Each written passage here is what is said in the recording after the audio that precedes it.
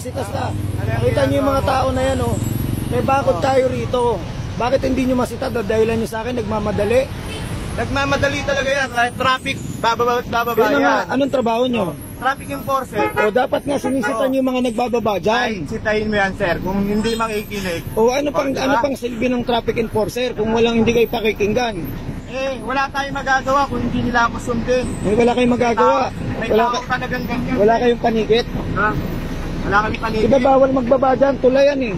Ano wala akong panikit? Bawal magbaba dyan, tulay. Bawal magbaba dyan. Kita niyo yung mga tao dyan naglalakad. Pero, Kahit may harang. tignan mo yung sitwasyon.